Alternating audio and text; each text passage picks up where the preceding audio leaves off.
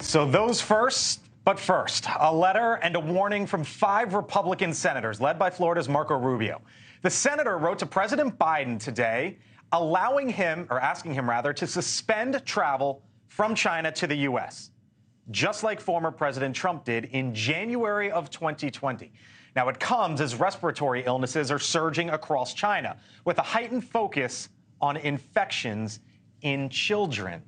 Hello to you all. Happy Friday. Nice to have you in once again. Mick, we'll start with you because you reminded us yesterday that you were the first member of the COVID task force, first head of the COVID task force.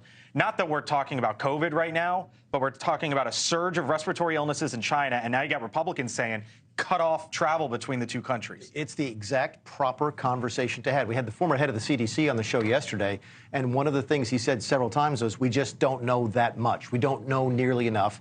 What's implied there is because the Chinese are not telling us. To me, that sounds a lot like COVID. You're right. We don't know if this is COVID. We don't know what this is. It could be anything, right? So you don't want to say this is the next COVID, but there are parallels. If the Chinese are not sharing information, one of the prices they should be paying is travel bans. It's not the wrong question to ask. You say it's the right conversation to have. Is it the right action to make? Until someone can prove otherwise, I think it probably is. Really? Okay. I got to build on what Mick just said. I think Rubio is 1,000% right. We have to be proactive rather than reactive. Remember, this is 4 years, almost to the day, to the last time we had the same situation. And not only can you not trust the Chinese Communist Party to tell you the truth about what's happening on the ground, you cannot trust the World Health Organization because they're in the pocket of the Chinese Communist Party, too. We are flying blind. We have to be proactive rather than reactive. I don't like Democrats, you're with Republicans here? I don't like flying blind. I think the conversation, I was with you on the conversation, but not banning because we don't know what we don't know. There are other ways to independently try to figure out what's going on in China, and before we pump the brakes and say you can't travel to China, we need to find out more. I agree with that. I also think that there is no way of telling whether or not someone who's already been infected with whatever that is already in the United States.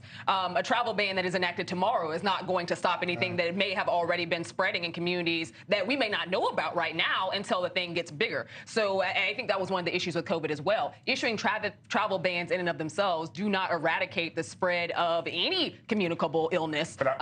Essentially because you cannot control when somebody came in and had it before. But I'm not going to trust the World Health Organization to keep America safe from and I don't trust the Chinese government to be honest with us either. But I do think there are other ways that we can put pressure on them. So what are the other ways?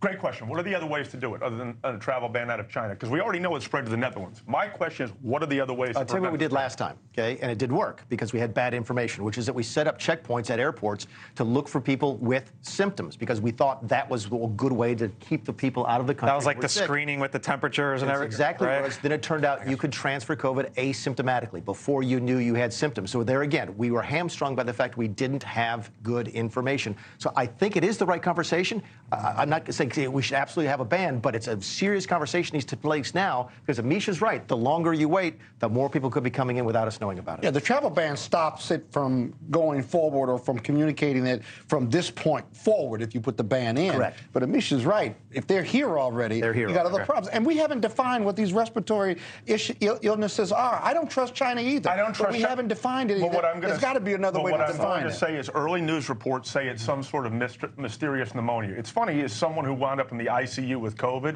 where it was found to be some pneumonia that they couldn't detect early on. All I'm just saying is this seems to look like Groundhog Day again. CDC about a pneumonia outbreak says based on current data, we are seeing about the same number and type of pneumonia cases in children and adults as we typically see this time of year. Yeah, but that was including the Netherlands. The Netherlands is where it spread in Europe. And in the Netherlands, they're saying that it's much higher than that. And the problem is that by the time it gets here, here we go again because no one seems to try something different. And I'm concerned that we're revisiting Groundhog Day. We tried travel ban the last time. Yeah, and the CDC says they're going to continue to closely monitor pneumonia infections and other respiratory infections, working with health officials. Thank you for watching, and make sure you go to joinnn.com to find NewsNation on your television provider. And don't forget to click the red subscribe button below to get more of NewsNation's fact-driven, unbiased coverage.